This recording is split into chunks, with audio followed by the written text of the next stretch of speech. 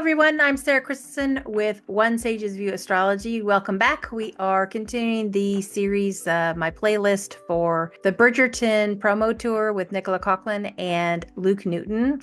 And this video is going to focus on Dublin. Dublin is unique because, of course, Nicola is from Ireland, and the enthusiasm, of course, is going to be off the charts because Nicola's going to her home country and bringing along Luke. So I think what they were going to receive in just the energy and the joy of them being there and promoting the show, the interviews that were done during their stay in Ireland, both in Dublin and Galway, but this video is going to focus on Dublin, are really heightened, I think, for Nicola. And I also think it's going to be very interesting for Luke himself because he's going to be introduced to things that Nicola enjoys or has enjoyed and share that with him. And so that's going to be maybe something that, he's going to be feeling extra special about it as well. I think the designers knocked it out of the park for what they were wearing in Dublin. They look like royalty.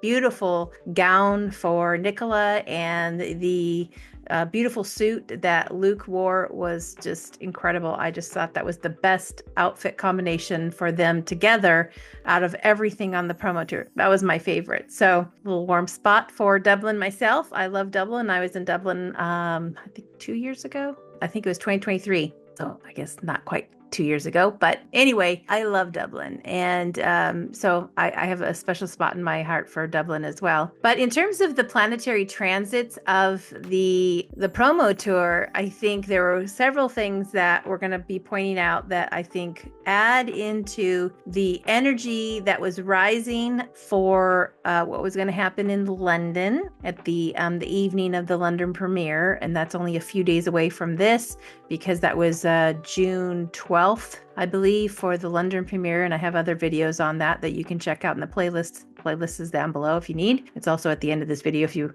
go all the way through. So the planetary energy is increasing. So what I mean by that is there will be energies that help continue the buildup. So of course, Dublin's a key part of this, and Galway, because it heightens the focus between the two, between Nicola and Luke and their connection. Now, as I've said, they have a lot of attraction. They've had, I think in Rio especially, there was a build up to something maybe opening at that point, but something that's expanded on beyond having fun, party, energy, and maybe, some drinks and things like that. Even though I know when they go to Dublin and even when they go to Galway, they're going to have a few Guinness, right? So there will be drinking involved in Ireland. There's no way to avoid that. So I continue to think that they have a beautiful friendship. I think there is high attraction. I also think that there's the past life storyline that's playing out, but it has to play a certain combination of things, which I've discussed before, for it to materialize in something of how they will handle it. And that will happen at the night of the London premiere. And I discussed that in the other videos. But I think this is part of that kind of extra energy homeward, and it's opening for both because there's things that may be said and talked about, and bonding that is happening while in Ireland, I think is paramount to the whole storyline that I've been discussing in this whole series. Because the past life storyline, I think every case I have, there is like a combination of individuals. It depends on what the storyline is. And if you have like Luke Newton have something maybe around jealousy, and even I think Nicola has a little bit of that because they talk about having professional jealousy, and both have it, they've mentioned, but maybe Luke's is a little bit more pronounced, and he has a stronger chart for that to like have it as a lesson to figure it out, where Nicola's is her heart is been hurt before in the past by events, and that's the block. And so she gets to work out a lot of things through the creative process, as does Luke. All actors have this, when they make it big like that, they are actually taking on huge archetypal energies that get projected onto them. So there's something about their storyline. And also I was attracted to Eros and Psyche. I'm still looking at that. This is going to be a longer term thing. I've read now a second book on that while I was away in New York. But I think the importance of the the past life scenario. You kind of have to have like a storyline that has a peaking moment, karmic piece that comes out, but like, oh, that indeed, it kind of brings it into awareness. And then it's like, those are the themes that I am working on to evolve, because it's the thing that triggers you in the moment of, a stressful kind of thing. Now, over the summer of 2024, all of the fandom, me included, I'm in here because I got interested in from the astrology standpoint, but I also have a lot of interest in it because I watched it, and I watched it multiple times. And I am curious about the energy. So we have our different attraction points, but I'm also interested in it's a very unique situation between Nicola Coughlan and Luke Newton. And no one can, tell us otherwise in terms of the fandom. The question, I think, is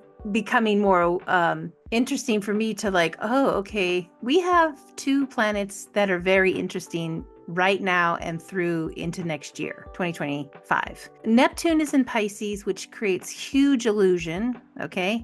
And then also delusion, so delulu as we call it. So it's just off the charts, right? And so Saturn in Pisces, those two, both the veils are really thick and really hard to see full truth until they get past that Pisces energy, though it is high energy for creative. So anything that's created during that period of time, from music to, people who have Pisces rising, they're going to have this Pisces sun, Pisces moon. There's going to be an extraordinary amount of energy available to them, or wherever it is in any one of our charts. So Pisces is in my 12th house. So I tend to look at things from the collective, and it's also in my unconscious mind part, right? But there's also, you might have Pisces in the 4th house around your home. You might have Pisces in your 7th house about partners. So there's these big illusions or a lot of imagination and these kinds of things. But it's also things can drop in from other realm. And maybe that's why I've been attracted to it. I don't have all the answers. I feel like I'm getting the little breadcrumbs along the way. And then I get other hits like synchronicity, or I have a dream, or some, there's additional things that come in. Astrology is a mirror. It is not causal. It's not causal. It's as above, so below, as above. So what is happening on earth through us and between us is also happening in the heavens. And that's why we can read it.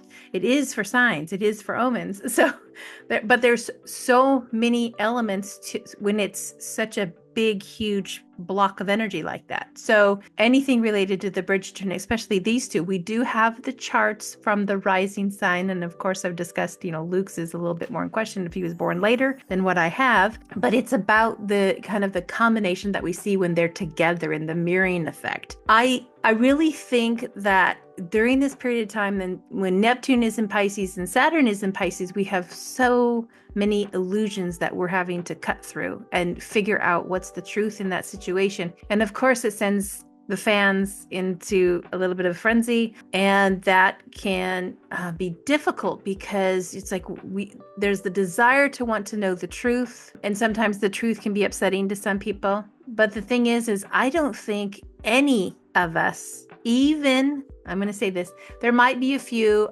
those that have medium like psychic ability to see beyond some of the veil. Okay. Astrology helps to a degree, and I'll say that, but you can have energy that changes. And I think some of other readers may have alluded to this. You can have energy change on you. You can like feel like it's going in this direction. It's like, oh, wait a minute. That is the person the focus is on, like Nicola or Luke, can change because of the free will choice that changes by some other piece of information that changes the direction. Now, archetypally, what I mean by archetypes is the planets represent things. And so they symbolize and they have a role that they play within things that are more likely to happen. So it's high probability, right? So it's archetypal in nature. So when the more accurate we have at birth time, the better, because we have angles. I don't have pure angles for Nick or Luke, so I want to point that out. But I want to point out that we have houses and we have planets splayed across the chart and the transits around that. So I have a relative, 85%, I think, on a lot of things. So I will probably, after I'm done with the playlist, I'm going to work on Nicola's rectification, because if I can rectify her chart, then it'll be easier to kind of map out other things that I'm doing on the Bridgerton stuff, because she's such a key player in the show, being Lady Whistledown. So what I I'm curious to look at in other videos outside of the promo tour will be also like events like in the future that are going to be very notable based on Neptune, Saturn, and these planetary shifts that are happening. Also Pluto. Pluto is right now finishing off Capricorn at 29 degrees and recently stationed direct. So it's in its very final sweep of Capricorn. And on November 19th, it moves back into Pluto, or Pluto moves back into Aquarius.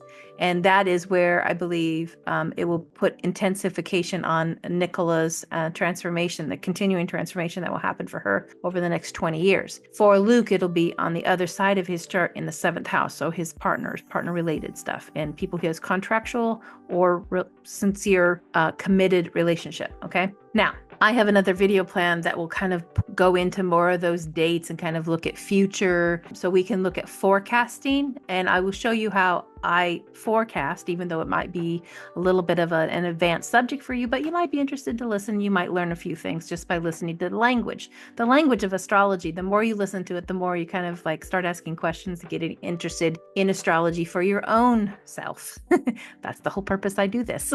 And for fun, for sharing it with others. And because I've been working on this since 2010 is when I jumped into astrology. By 2013, I became an astrologer, and here we are. But I appreciate those who've already started putting questions in the community page for that. And, if you have other questions, please feel free to ask. Now, some of your questions I'm going to be answering the best I can, but I'm going to be speaking to other esoteric art forms or, practices and techniques that actually can help you get to such a question or get to an answer of such a question. Okay. Because astrology can do a lot of things, but without some specifics and not being asked by the actual person, like not being asked by Nicola or by Luke, it's different because none of us that I'm aware of have a relationship with the person. And so when you ask an astrology question about a person that you do not have a relationship with, and it's more of a general, so it's like asking about, it's like forecasting for the president of the United States of America. You have certain parameters that you can look at and say, okay, that's a higher probability than that one. Let me tell you why. And you can forecast such things with certain techniques, and it has been done. And there is also people who forecasted, and is a few who actually forecasted the pandemic. I mean, there was like 2 astrologers that had talked about it in like 2017, 2018. A lot of the astrologers like myself kind of looked at it as difficult, like a war, like the war on supplies and the supply chain issues and those kinds of things, and the difficult with money and the instability of that period of time because of what it stood for in the archetypal language of the symbols of the planet. So I want to point that out. So you can be super close, but not like right on it. And some people are right on it based on the techniques that they use and the history they may have on a particular subject, right? So, because there are so many different areas in astrology that are focused on, some are focused on pop culture. Like this is more pop culture stuff with Bridgerton. But my astrology, the reason I do these kind of video is to get to audience who might be interested in exploring the themes that I discuss about these individuals for their own reflection, their own soul's journey, and that kind of thing, for their own evolution, because I'm an evolutionary astrologer first. I care about the soul's journey. And when people are interested in certain topics, and one of the biggest topics that come across in astrology is about relationship and the relationships people have and what they're learning and having to navigate because of the relationships that they have. It's one of the biggest ones. Or, there's other things like career, vocation, those kinds of things are also big on money. These are all huge subjects, but some people are on a spiritual path, and they also are interested in why am I here? What's my purpose? And they're looking for big answers, and astrology, evolutionary astrology can help you get to that, but you can also have fun with it for stuff like we're discussing here, which I'm discussing evolutionary astrology in a very broad perspective, but also the planetary transits, which is discussed across modern astrology or even your traditional astrology, Hellenistic astrology also. There's other astrology like vibrational, draconic. There's so many different styles, and I've studied deeply too. I've studied evolutionary astrology through Stephen Forrest, and I'm on his master program. I went through the AP program, and the second one I studied study with Dimitri George for traditional astrology. So I tend to use traditional astrology as a second. It's not my primary. I use a lot of the techniques, but I kind of focus my foundation on soul, the soul's journey, the soul's evolution, the purpose and the intention of the whole, the structure of the whole arc of life, excuse me. So I hope this is helpful. I am looking forward to several of you joining on the live, and I'm trying to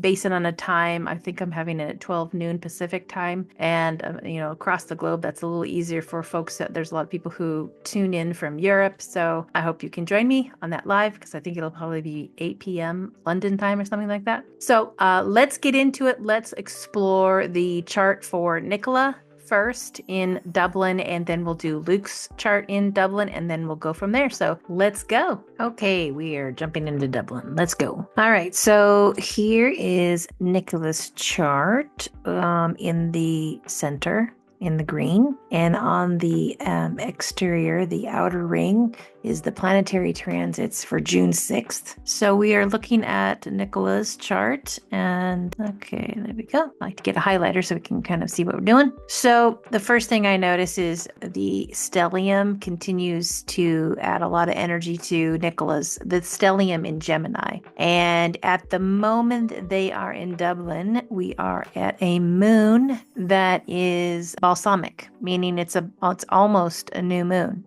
So this is ending a cycle, kind of important. And the sun and Venus are interestingly conjunct. And so the Venus in that day in Cazimi, when there's a planet next to the sun like that and it's in the chariot. Now there are two definitions, I think, of Cazimi. One is it's like within 17 minutes of arc. The other is within the degree. And so I've heard within a degree from Dimitri George, but I think some astrologers look at it even tighter with like a 17-minute of arc. That's just a minor detail there. But definitely we have this conjunction of the sun and Venus. It's amplifying the energy of Venus. And so when you amplify a planet, you look at what it's amplifying. It's in the 5th house of creative, so her creative work that she is promoting. They're talking about it with interviews, and it's also I kind of look at people's creative projects as their babies. So 5th house is also the house of actual babies and interesting enough in the show. But I want to point out that we also look at what does Venus represent in her own chart. So Venus, by her natal chart, is sitting in the opposite sign of Gemini. So it activates things of friends. So there's conversation about their friendship, the uniqueness of their friendship. And even though there's a lot of innuendo beyond that, right? But there's definitely the firm communication around we're friends, we have a unique friendship, and how they language that, but and how she languages. This is Nicola languaging that for sure. And also Venus is responsible as a ruler for her 9th house of travel. So anything you do long distance, foreign travel, that's your 9th house. And so that is also this Libra in her natal chart, and that's where her south node is. So we know we have south node active. The ruler of the south node is active, and it's with the sun. It's almost like when it's with the sun, it's in the chariot. So Venus in that kind of 12 noon of Dublin. I just took a 12 noon. I'm sure there's like more specific times of the premiere itself and things like that in Dublin, but I'm just taking kind of the noon time. It's in the chariot. And we also have Venus responsible for Taurus. And Taurus is very much part of Nicola's strength because it's her root. It is her sign of Taurus where her moon is, and also her lot of fortune. So there has been a lot of energy moving through Taurus throughout the promo tour, especially in where it peaked in Rio. But we also had a lot of energy from the beginning of the tour. So if you go back and look at the Australia tour astrology, you'll see the huge amount of planets transiting Taurus, and then everything kind of moved over into Gemini. So to me, that's that peaking energy. So it's a focus in those archetypal. But we have Venus with the sun in Gemini.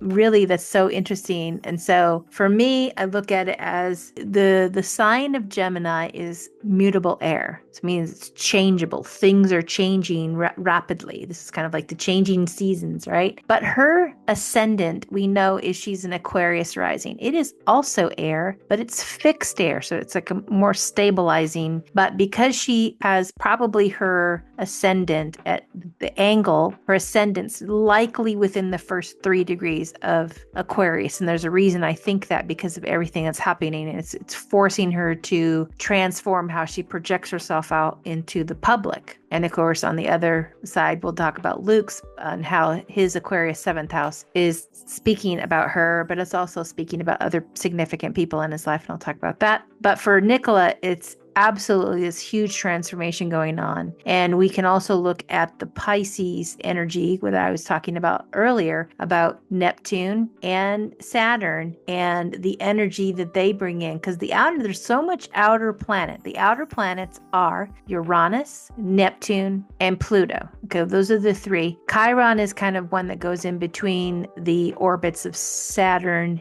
and Uranus. So I kind of look at that more of as an in-between. And it's not in the 9 planets that I look at. I mean, Chiron's an extra, in terms of it's like a centaur. But it has a very significant purpose, though. So I'll point that out. But Neptune and Saturn in Pisces right now is really emphasizing illusion, imagination, the issue with boundaries, too much water, these kinds of things, right? So, and how it takes shape. We've had recently the hurricanes that have left a massive amount of devastation. And I think that's a combination of the Pisces lunar eclipse, and then we had the solar eclipse in Libra. So I think it's important to those are tied in there, but the Pisces energy to me is a lot of water going on, and it's been destructive too. I also think there's more to it than that, but I'm just, articulating that there's an immense amount of power of dissolving structures with Neptune at 29 degrees Pisces. Okay. So in terms of Nicola, we have the stellium in the transit when she's in Dublin. We have Venus and the sun at 16 degrees. And I think I was like, wow, that's pretty fascinating that we have this conjunction of the Venus and the sun, because it amplifies the friendliness, the kind of the local,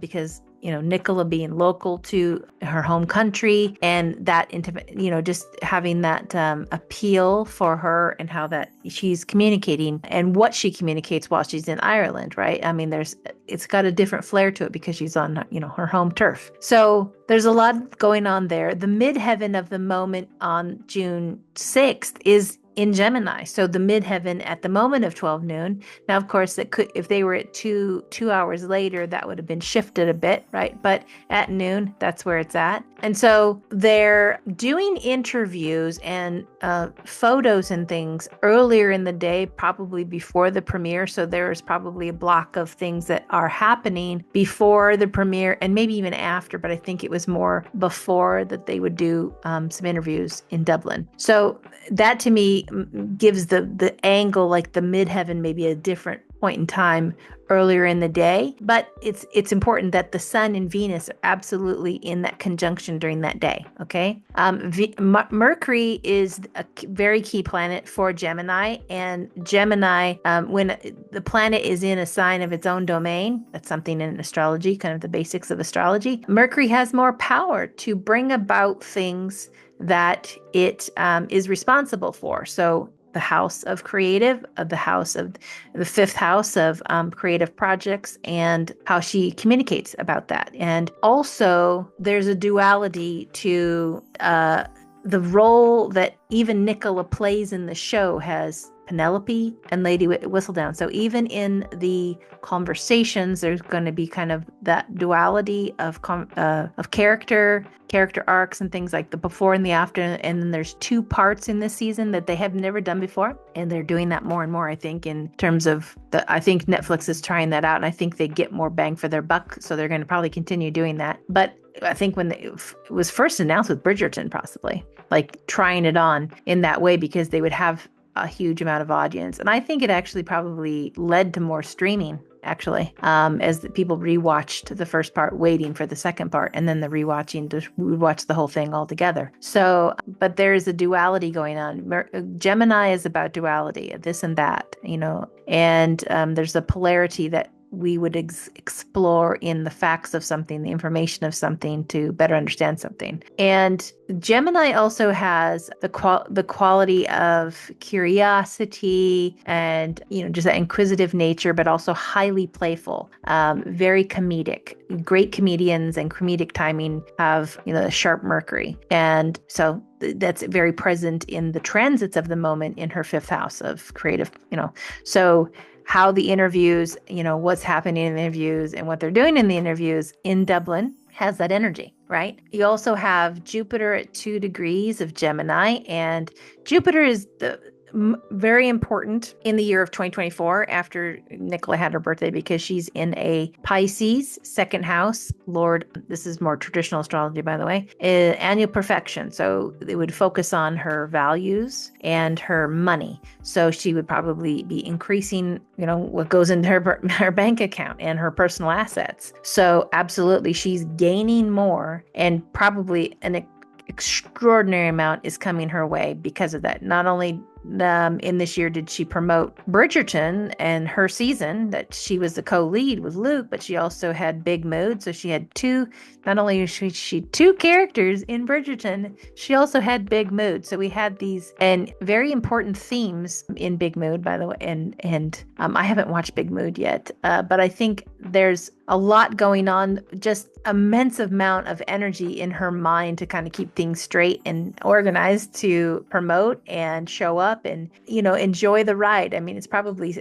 take a moment, she recently took a moment in New York. We'll talk about that on Saturday, October 20th in the live. Okay. But in Dublin, definitely have a lot of the energy supporting, kind of looking at exploring the characters, her creative project. Some of the interviews may have touched into the fact that she had done Big Mood as well, and the overlap of the two. So there was that in part of the conversation. So there's that. Her Venus by the natal is in her 11th house of friends, but because I think it might be rather close to her midheaven. We don't know exactly if that's the exact degree of the midheaven. The midheaven could be, 7, 8, maybe even 9. I think it stretches maybe in that first 10 degrees of Sagittarius, depending on if she's born later in the day. But to keep that ascendant at 1 to 3 of Aquarius, that's probably what the midheaven would be. So it's still prominent in that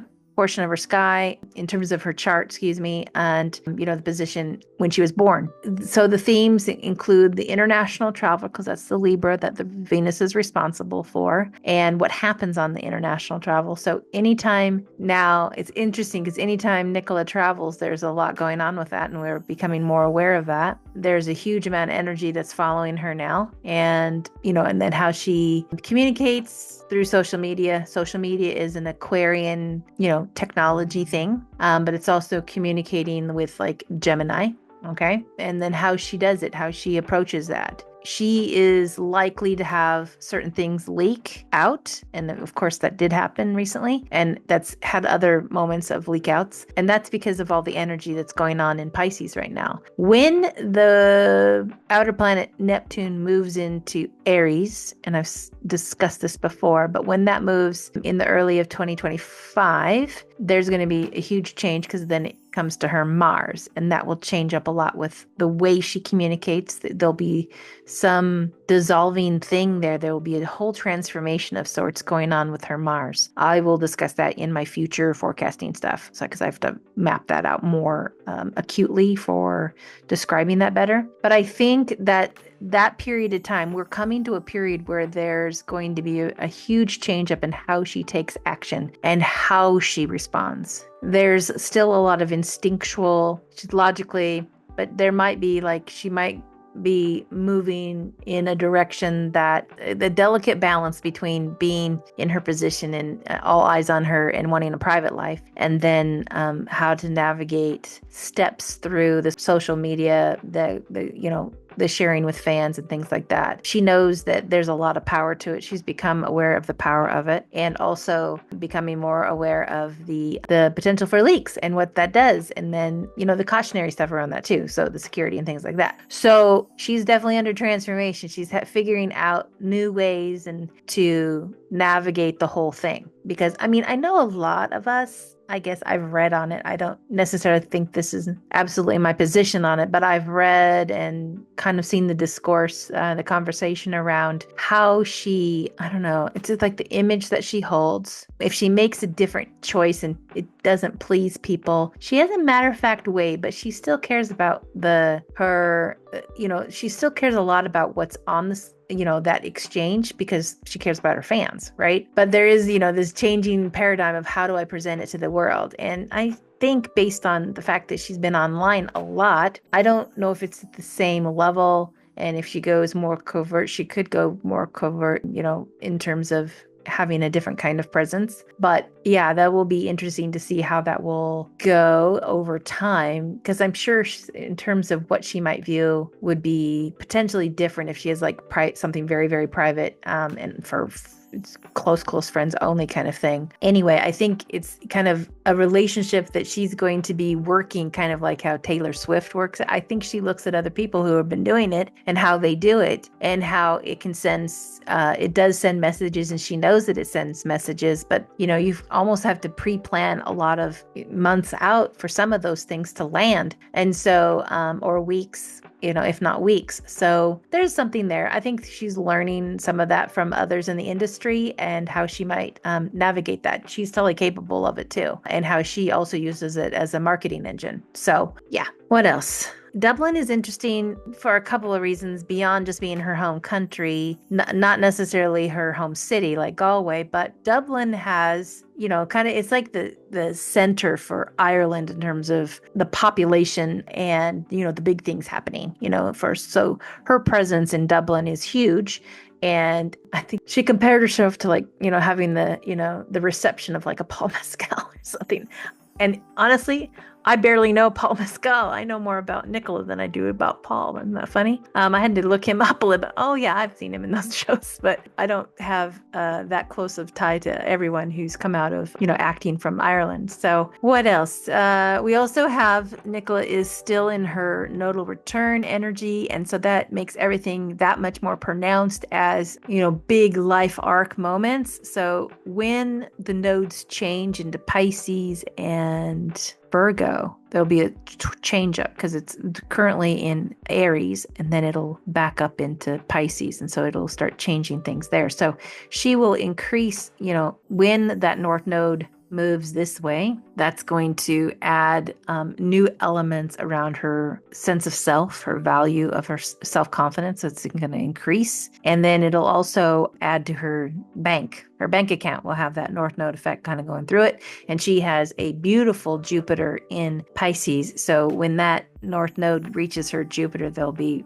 probably a really big paycheck connected to a movie or something like that. Right. So we'll watch out for that. Right. But in terms of self-confidence, those kinds of things, but it's also related to her friends, because Jupiter, when Jupiter receives her own personal Jupiter receives a planet in transit, it goes through a lot of themes around her friends, her allies, and things like that, because that's kind of related to that. So she travels with a lot of friends, and that's absolutely in her chart, because she has all that Sagittarius energy across her midheaven, her Venus, friends, Saturn, things that can happen. But there's also the unexpected thing that can happen because you have Uranus. She has Uranus in Sagittarius when she's traveling. And a lot of that energy, interesting, like right now, is just so amplified by these two planets. These two planets are just creating a lot of havoc on some things that might want to be contained otherwise, right? Because she's got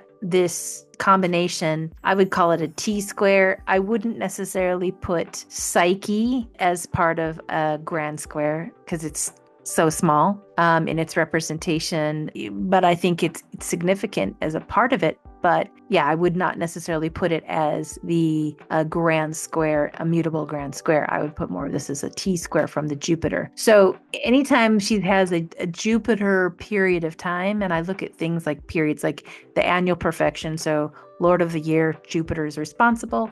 We look at all the Jupiter transits and what they're going to bring forward. That's that T-square getting activated in her chart natally. So it just kind of activates it. So you have both things on self-confidence and monies and assets and possessions and those kind of things, kind of like what she will earn, and but also what she brings in her values, but then also how that hits up into her Chiron in Gemini and opposing her Saturn. So there's, things of karmic timing in nature that can have wounds around them related to how she thinks, how she communicates, and then what that comes out in projects, because she's learning a lot through her Chiron. And I wanted to do a little bit on Chiron because it was so prominent here, because it's activated by the sun, it's activated by the Venus in their conjunction too, and they're sitting right on the 16 degrees, as you can see, and that is opposite her Saturn. And Saturn at 16 Sagittarius is so tightly connected to Luke's North Node. And so to me, there's a bit of a karmic tie as well with Luke, but there's to me, it's just a big storyline. Of course,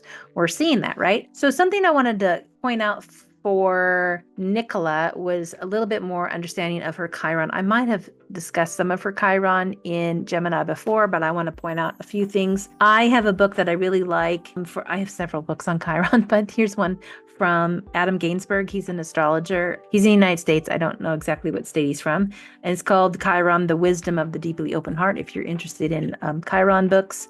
But what I love is he breaks it down by Chiron in Gemini or third house or prominent aspect to Mercury. We're going to be focusing on that it's Chiron in Gemini. That's what I want to focus on here. And what I like is how he breaks it down into the soul's intent, the sacred wound, and then also he focuses on sacred medicine. So, and then a few examples of people born with Chiron and Gemini. I love it when authors do that. So you can go and explore their charts and get examples. And the more we observe Nicola, she's a wonderful individual to learn from, because she's had so much focus and energy, and we all love what she does, and so we pay attention. And so when we're paying attention, we're going to pick up on multiple themes, while we're studying astrology. So the focusing on a little bit of detail on this. So the soul's intent for Chiron Gemini. I'm not even focusing on fifth house right now. It's just mainly Gemini. The soul is seeking to experience how the broken, open heart can purify, align, and sharpen the mind, because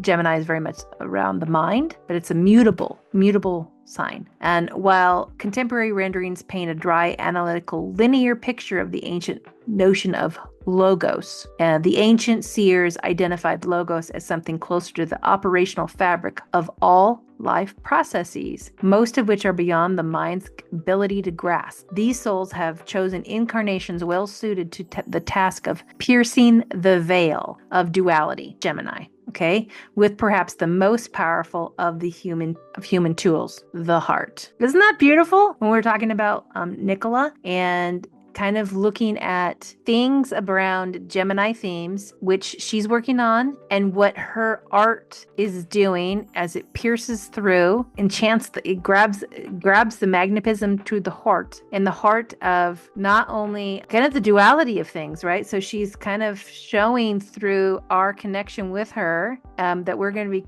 paying attention to. And she also gets the wound it's thinking that you can control things from the mind, the fact that I'm going to think my way through this, I'm going to such and such and such, and I will get some kind of result. The other thing that is important to point out is that she's learning that's not always the case. You can't think your way through it. The heart is going to be the thing that opens it up and will be piercing through the veil. Interestingly, I think she's not only learning it for herself, but those who are connected to her also could learn through their own connection with her some of this as well. And isn't that fascinating, especially based on what's happening with the fandom, through all the different events and experiences that are happening, right? So it's not about the mind, it's about the heart. And a lot of us are like, I know what I feel in my heart about this, but I can't understand or think or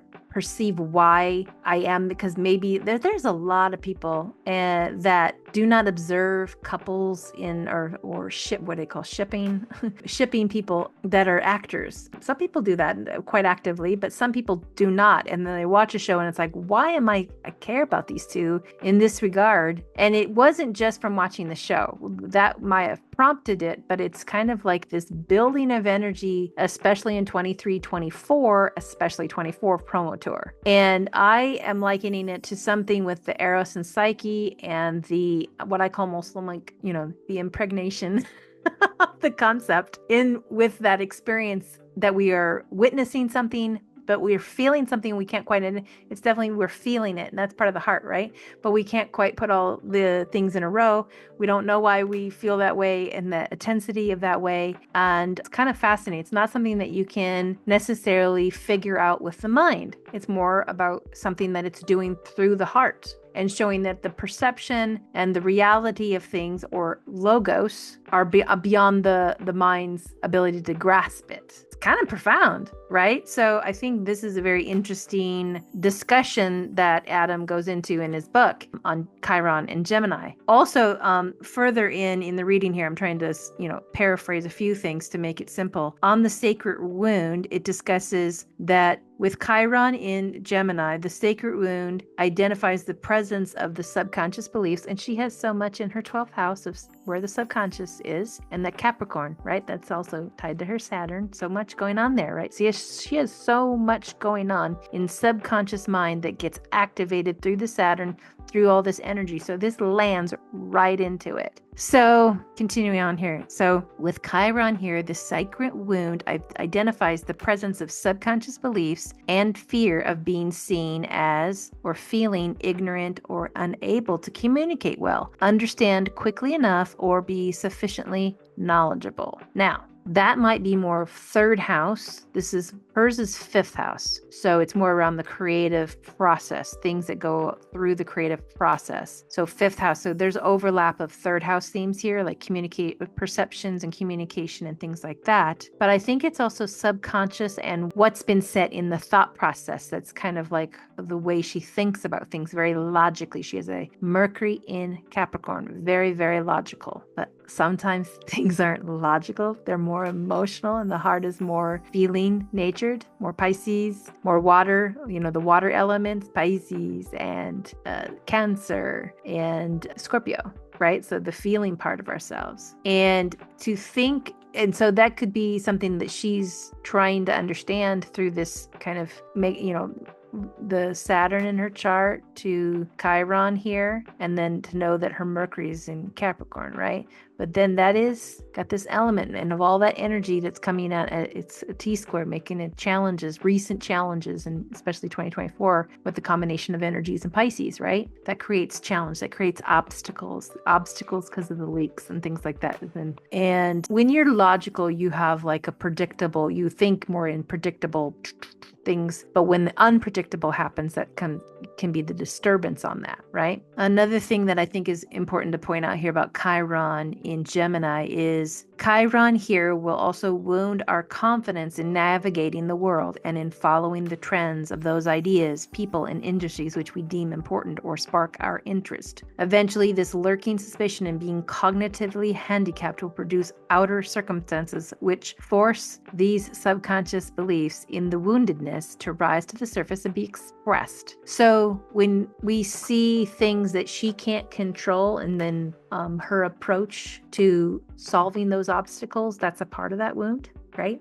Like thinking that a logical approach is going to be the answer to something that's maybe illogical and more emotional in nature. She does, of course, I have spoken in other videos about Luke's water in his chart has more understanding about the feeling part, even though he is heavy air but the air in his chart is over on the 7th house. So that's where the air is more logically approaching things, more cerebral. Any person who has a high concentration of water in their chart has more of a connection to the feeling nature of things. And so their awareness in their environment, their surroundings will very much come towards, they'll get it from a sensory of feeling something. Like I got the hair, I got the goosey bumps on my arm, or I have the feeling in my stomach, or, the hair on the back of my neck standing up, these kind of things that feel the visceral feeling of something that's heavy water. And Nicola doesn't have a heavy water presence in her chart. She has Scorpio at the top of her chart, and she has and Pluto in Scorpio, so that's an intensification of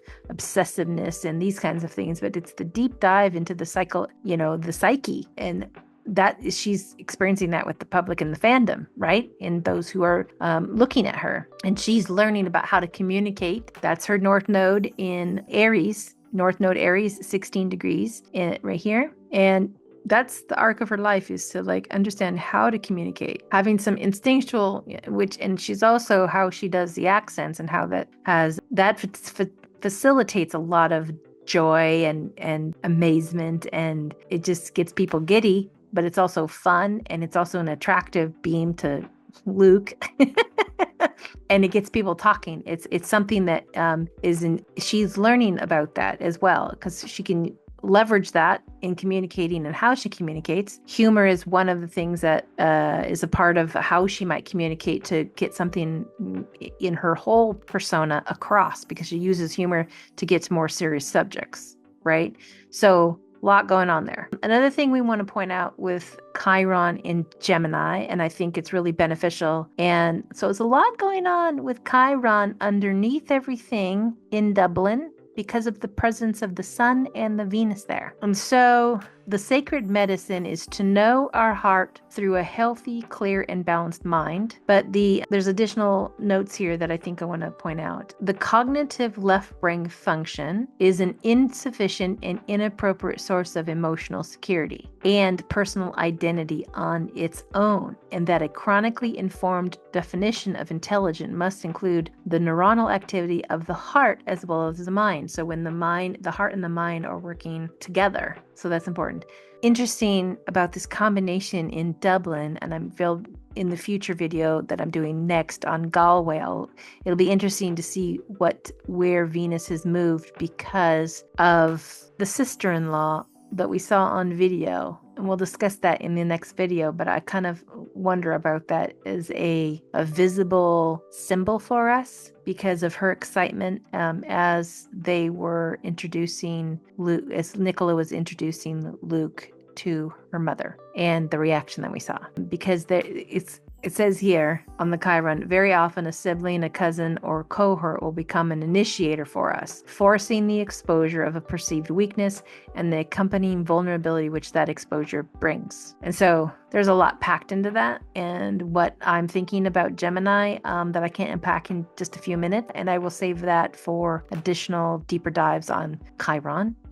This signature in Gemini can also be a stubbornness of the mind, which manifests in striking resemblance to ignorance, the very wound we deny the presence of. Now, Nicola is a very smart girl, and I would say that she's a very high intelligence. But when you look deeper, I want to go super, super deep here. What I'm trying to get at is there's something to do with what's in her unconscious mind about the structure of how she perceives some things that we don't all bear witness to because we are not super close to Nicola. We are observing at a distance, and her Mercury is in her unconscious mind. There are parts of herself that are deeply buried there, right? Like that she will continue to discover and uncover in her life. And it's harder to get at unless she's, getting help when she needs it, maybe in a state when she's maybe having a difficult mental period of time, like when she did go through that, right? And she talks about that. So her actually articulating that is a good thing because it kind of brings it to the public awareness. But there's something that she's learning even about herself and the structure of her perception and then how she communicates that because of how it's positioned in her chart.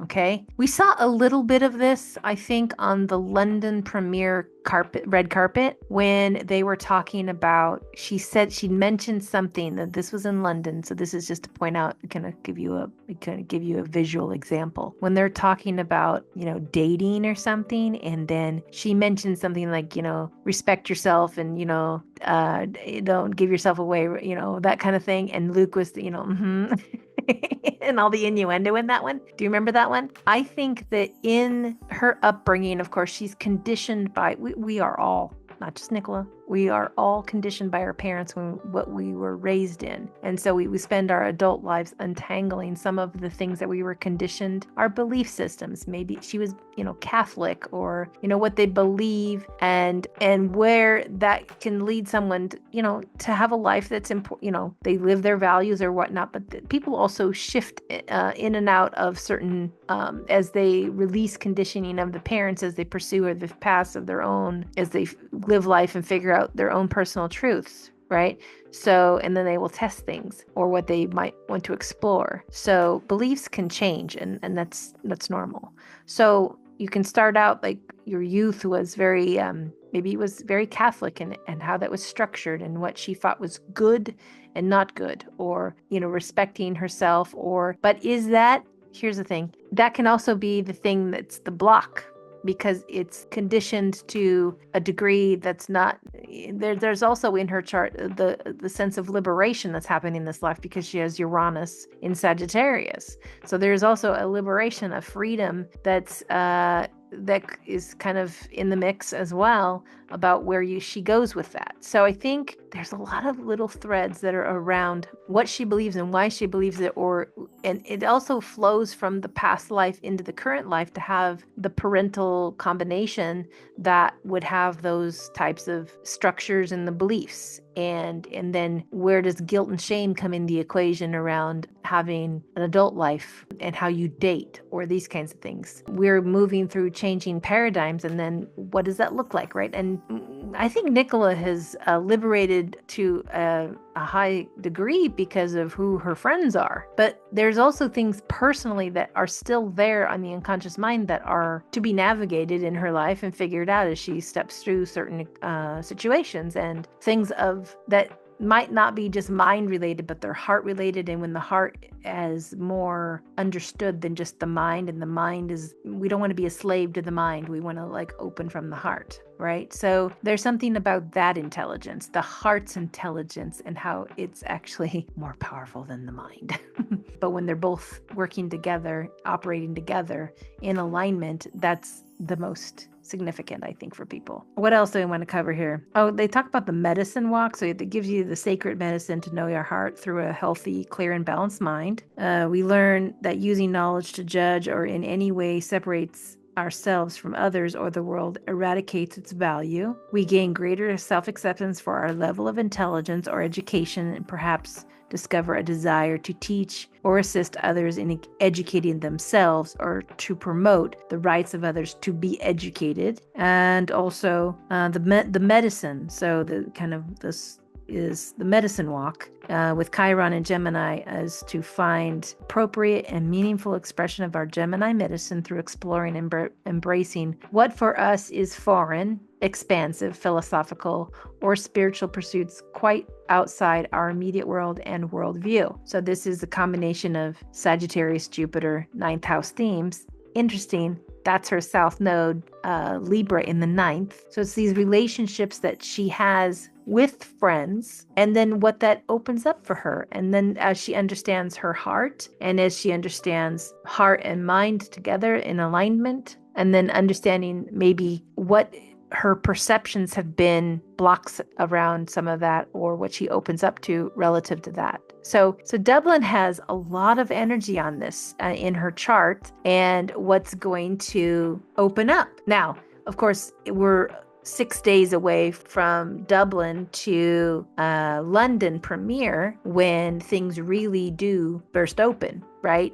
So this to me is like a lot of exchange of information is happening in their connection while they're doing the promo, but also with their off time, just hanging out, and what kind of conversations they have together, and then what they explore in terms of, let me show you my home turf, and that's bonding, right? And so there's a lot going on with that. So I think, Dublin is so interesting for Nicola because of what it's activating in her chart. It's activating her T-square of her Jupiter, her Chiron, and Saturn, and around the communication, her intelligence, and how she perceives things, but also philosophy. So there's an interesting dynamic going on. And then also how that equates back into her own personal value. So there was so much energy in Dublin that it would probably take months to integrate some of the things that were experienced, because it was, imagine when you're going to a big event, how much you take in of the actual moment that you are at the event, but then how much you have in perception before you even get to event. So there's the thinking, the thoughts, maybe the fears that go into the what goes in before, but then you have the event itself, and then you're just operating by instincts and moment to moment in the present moment, A lot going on. What's maybe said? What do you say? And then how much awareness you have around everything that you say.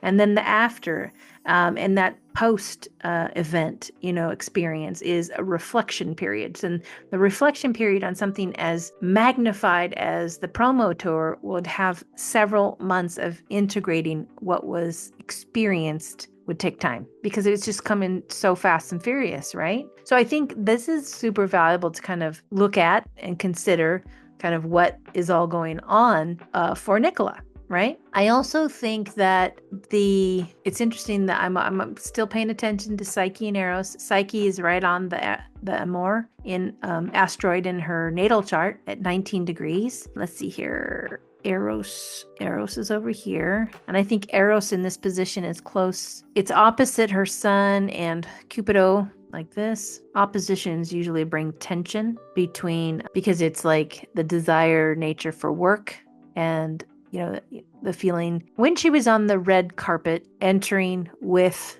Luke, and this might point this one out, is how he I think he enters the red carpet first and then she comes but he kind of observes her. And then because the crowd is going really, extraordinarily loud and appreciative of her. And, so she's blushing. I mean, this is so much energy on her. And he's like checking in on her. Are you okay? Kind of thing. There's maybe that kind of are you feeling secure? Are you feeling safe in this moment? Like you might feel high vulnerability. Of course, they both hold the hands on the red carpet. So they're not done holding the hands. They continue to do that. And it does bring, I think, some sense of security. But is it also a strategic move? Yeah, maybe. But by now, they are still answering questions because of that move about how significant the relationship is. And of course, the answer is unique. And I think it was in Toronto where it slightly changed from what it was earlier in the promo tour.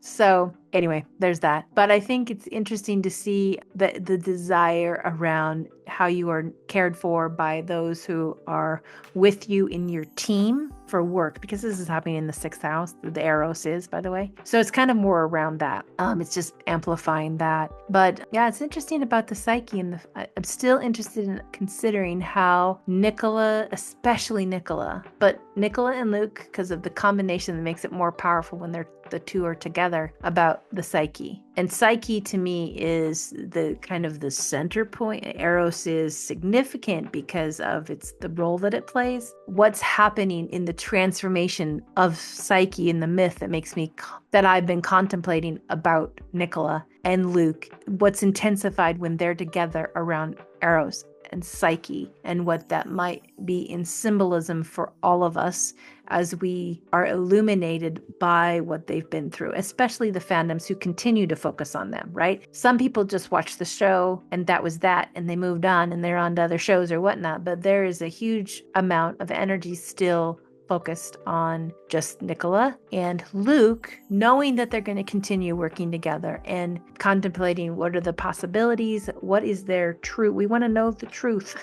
People want to know the truth. And especially if that truth is that they're together in a more significant way than there's a unique friendship that happened because they filmed season 3 together and did the promo tour. We observed so much instinctual natures coming out during the promo tour, and that's what we're all looking at, right? That's what continues to be the magnifying thing that pulls us in. And as a part of that, because the energy continues to be so high no matter where they travel, and they're leveraging it as well, and that's the Pallas Athena. Pallas Athena is right here with her Neptune, with her Pluto, and that's at 16 degrees. Remember, 16 was Psyche's number, and it was all over Nicola's chart at 16s. I think that is strategic, but it's also highly creative. It's how the creative can take you through the transformation, right? And her public persona is what we engage with. We engage with Nicola's 10th house Scorpio. That's the obsession, and that's how it delves into the psyche in a deep, deep way. And a Mars that she has in Aries makes it that much more powerful, plus Pluto in its own sign makes it the obsession that much more. So if you get hooked into it, it is like a drug. the dopamine of Nicola. Right? I think it's interesting. I'm participating, I'm interested in what I'm learning along the way as well. I think we can learn with anything that's in front of us. But the thing about the outer planets movement, Pluto, number one, it's the most transformative. It's changing her forever and what she will project into the public eye about her ascendant, right? That's numero uno. And really that transformation is getting more concrete over the next 24 to 36 months. So within 36 months, how she's going to be projecting into the public eye will have a nice foundation around it. When Saturn and Neptune hit her by transit, hit her Mars in Aries, we're going to see first a dissolution of her Mars, the power of her energy. But yeah, it's going to go through a massive dissolving factor. So the question I have is what will dissolve? How will it affect that? Would it be more creative energy output? Pioneering in some way. She's pioneering something in some way. And so she has the capacity to receive something through her creative work because she has Neptune natally in her. She's picking up on something in the collective, in the subconscious mind and bringing it forward, right? And so when Neptune moves into Aries, now it squares her own Neptune. So there's like this challenge between that transit for her. It's like everyone will about that age will have that kind of combination where it eventually will square itself. I mean, it is squaring itself degree wise, right? So Neptune is totally activating her unconscious mind, but it will get more pronounced when it goes into Aries, and it will have a different effect on her and how she communicates. There are other things with that are hard to articulate, but some of what has been going on in 2024 because of Neptune coming up to the end degrees of Pisces influence what lands in her unconscious mind.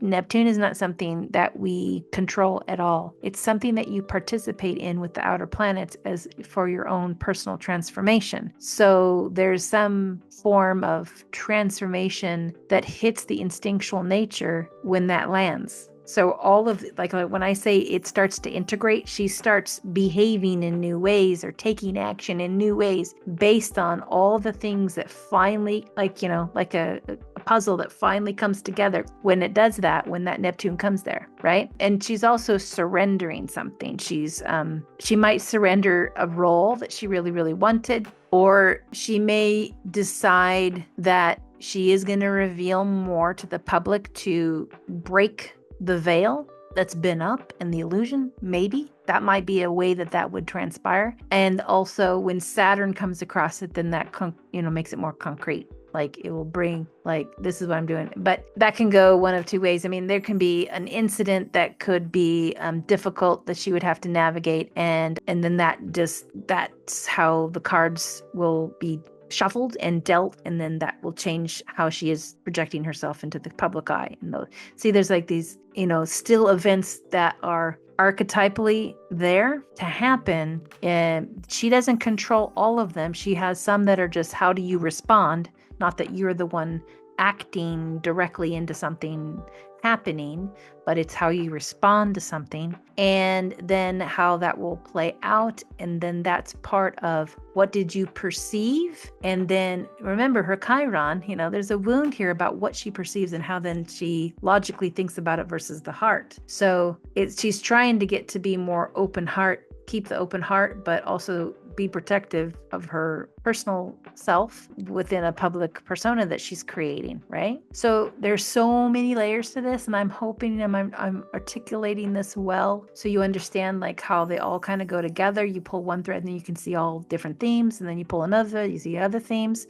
So that's, the dance of, looking at astrology across time and relative to the natal chart. Because the natal is the radix. It's like that's the core of the spiral of the life. Okay. Wow. I think I've covered a lot based on Dublin. Don't think of anything. I know that they did the interview in Dublin, like the Dublin 98 FM interview. And Yeah, I remember Bart in one of the interviews. They like, let's pop out and get a Guinness when we were in Dublin. And they talked a lot about their relationship to the viewers. And I remember, I think it's either the Dublin '98 interview or another one where the interviewer is just like popping off because they'd already seen part one and they were extremely excited, and their producer in the box behind them was, all elated too. And it's interesting to see the interviewers having that much excitement. I mean, my goodness. I mean, I've seen people get excited about because they're also fans of certain things, right? But it's extraordinary. I mean, to see how excited most of the interviewers were in connecting with Nicola and Luke on the promo tour, but especially in Dublin, they were really, because it's their home turf, right? And from a country, and of course Dublin is huge, and she probably has a lot of connections in Dublin, as well. But it's exciting to see how they were communicating there, and also the body language in the images, but also in that they took the professional images that they took. I think it was the green leather. I mean, think of the interviewer when she's fixing his hair, and then they play it off as, oh, Nick always does that. She always, picks off the little lint off of, that was like, like, and they didn't like clip it. I mean, they kept that. And then, it's like the carriage scene. I mean, it's just amplifying all the things. And even if maybe it was totally instinctual that she did that, but how Luke responded and then how the interviewer responded, it's off the charts, right? It's like it's showing more intimacy in like, goodness, that's in you're being recorded on an interview as Nicola and Luke, not as Penelope and Colin, right? So the lines between themselves, who they are themselves, and the roles that they played were getting blurred even more. So that's that Pisces effect on that whole thing, right? It's like, okay, but that's why there's been such an intensification of, well, we perceive this and only friends. But there's a feeling. It's not just what you perceive, but it's the feeling that goes with it, and that's the heart part. They could still be in the mind and think logically, okay, yeah, we enjoyed, the intimacies, and we were doing it or whatever, and really into it, and to give the best story, to tell the story, and being very logical minded to try to keep it with boundaries. Even though I still think in Rio there's a little bit of something going down. Not extra, but I think enough to be like, and how comfortable they were in Toronto, I think, showing up in the interviews, and how relaxed they are in the Buzzfeed interview, because all that energy moving in Rio. But Dublin, similar, in terms of, goodness, it's continuing. It's still giving. And I think Dublin is also, because some of the stuff that we got in terms of Galway was released later. It was released after the part 2 came out. Some of it was released, like some of the interviews were released right around the part 2 as promo, right? But there were some that came after to keep people interested in pulling in to watch the show. And then what they did for Netflix, like by going in Galway to go watch themselves, was significant. But there's a way more going on in Galway, and we'll talk about that next video. But I think this is interesting to kind of look at that Sun and Venus, Gemini, and what all that was relaying, but it's also what is relaying within Nicola herself and how she feels, and it's really activating what she believes, what she thinks, and what she perceives, and then what is, and then what's coming in to open up more. How is it going to open up her heart? Because if you think about it, there's all this opening, yet there's a knowledge that someone else is there, but it's still opening. It's still, I think, bringing energy from 22 and 23 forward into 24, but also past life stuff is actually, I think it's getting crystallized as here it's getting baked, and here it is going to be served up on June 12th. It has to have all those elements for it to do so. And I think, this is Nicola's like arc of life, because this north node is returned and the south node is active as well, because both are active at the same time. But this is Venus. Venus is the ruler of the south node, and that tells me that something is going to activate and be perceived, and then the opportunity to open up. But the opening up takes time. It takes time to integrate all the things and have new experiences layered in on that. And I think we are in the zone this fall and winter 24 and 25. 25 is going to be very, very interesting. And we'll continue looking at that. But I think that covers enough for what I wanted to explore for Nicola's chart in Dublin.